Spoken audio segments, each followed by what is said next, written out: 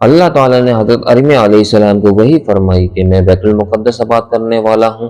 اللہ نے ان کی روح قبض کر لی اور 100 برس تک ان کو مردہ رکھا، پھر زندہ کیا اور پوچھا تم کتنا عرصہ مرے رہے ہو؟ تو انہوں نے جواب دیا کہ 1 دن یا اس سے بھی کم۔ پھر اللہ نے فرمایا نہیں بلکہ 100 برس مرے رہے ہو۔ اور آپ نے بیدار ہو کر شہر کی طرف نظر دوڑائی تو حیرت میں آ گئے۔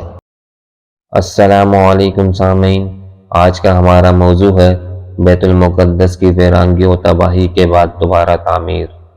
اللہ عز و جل اپنی کتاب میں فرماتے ہیں کیا اس طرح اس شخص کو نہیں دیکھا جیسے ایک گاؤں میں جو اپنی چھتوں پر گرا پڑا تھا، اتفاق گزر ہوا تو اس نے کہا کہ اللہ اس کے باشندوں کو مرنے کے بعد کس طرح زندہ کرے گا؟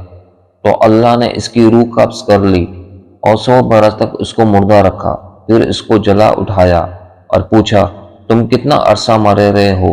تو اس نے جواب دیا کہ 1 دن یا اس سے بھی کم۔ اللہ نے فرمایا نہیں بلکہ 100 برس مرے رہے ہو۔ اور اپنے کھانے پینے کی چیزوں کو دیکھو کہ اتنی مدت میں سڑی بھوسی نہیں، اور اپنے گدھے کو بھی دیکھو جو مرا پڑا ہے۔ غرض ان باتوں سے یہ ہے کہ ہم تم کو لوگوں کے لیے اپنی قدرت کی نشانیاں بنائیں۔ اور ہاں، گدھے کی ہڈیوں کو دیکھو، ہم ان کو کیوں کر جوڑ دیتے ہیں اور ان پر کس طرح گوشت پوست چڑھا دیتے ہیں۔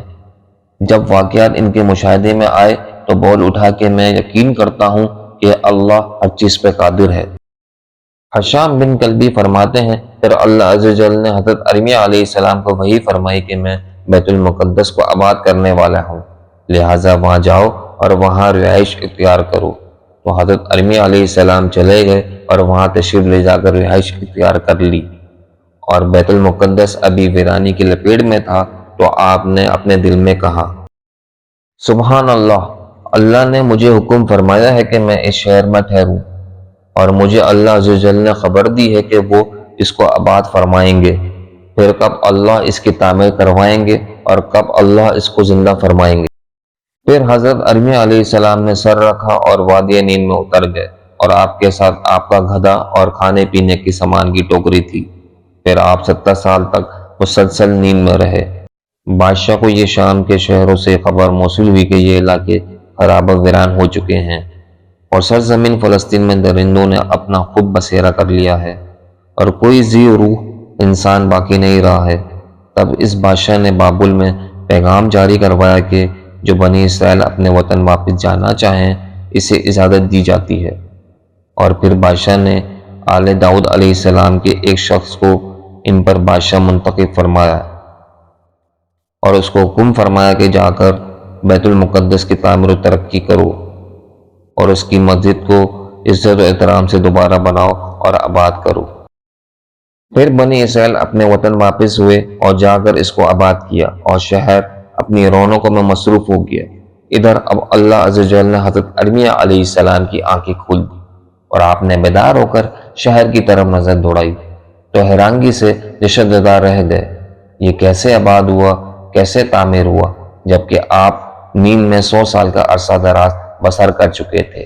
پھر اللہ نے ان کو اٹھایا اور آپ اسی خیال میں تھے کہ صرف چند گھڑیاں آپ نے آرام کیا ہوگا، اور اس سے پہلے شہر ویرانی تباہی میں تھا اور ہر طرف ہو کا عالم تھا، اور آپ اس کو آباد تعمیر شدہ دیکھا تو زبان سے کہا میں جانتا ہوں بے شک اللہ ہی ہر چیز پر پوری طرح قادر ہے۔ پھر اللہ عز و جل نے بنی اسرائیل کو دوبارہ سرسبز و شادابی عطا کر دی اور وہ ہنسی خوشی دوبارہ اپنے وطن میں بس گئی۔ زمانہ گزرتا رہا حتیٰ کہ پھر ان پر رومیوں نے غلبہ کر دیا، اور یہ طوائف الملوک کے دور کا تھا۔ پھر نصارہ کے غلبہ کے بعد بنی اسرائیل کے لیے کوئی لشکر اور کوئی بادشاہ نہ تھا۔ ابن جریر یہ بھی فرماتے ہیں کہ لہراسب بادشاہ بڑا نیک، عادل اور اپنی مملکت کا غم خوار بادشاہ تھا، اور اس کی ان خوش خلقیوں کی وجہ سے لوگ اور علاقے اور دیگر بادشاہ اس کی طرف مائل ہو گئے تھے، اور یہ بادشاہ شہروں کی تعمیر اور نہروں کی کھدائی اور جزیہ و ٹیکس وغیرہ کی وصولی بھی بڑے عمدہ منصوبے اور اچھی رائے دیتا تھا۔ پھر جب 100 اور چند سال کے عرصہ دراز کے بعد ملک کے کام سنبھالے کچھ عرصہ گزر گیا تو انتہائی فراق دلی کے ساتھ اپنے بیٹی کے لیے جگہ خالی کر دی۔ پھر اس کے زمانے میں مجوسیوں کا آتش پرست دین شروع ہوا، اس کی ابتدا یوں ہوئی کہ ایک شخص جس کا نام زرتش تھا وہ حضرت ارمیہ علیہ السلام کے ساتھ رہتا تھا۔ اس نے حضرت ارمیہ علیہ السلام کو ناراض کیا اور غضب آلود کر دیا تو آپ نے اس کے خلاف بددعا کی تو زرتش کو برص کا مرض لاحق ہو گیا تو وہ وہاں سے کوچ کر کے آذربائیجان کے علاقے میں منتقل ہو گیا اور بشتاسب کا ساتھی بن گیا۔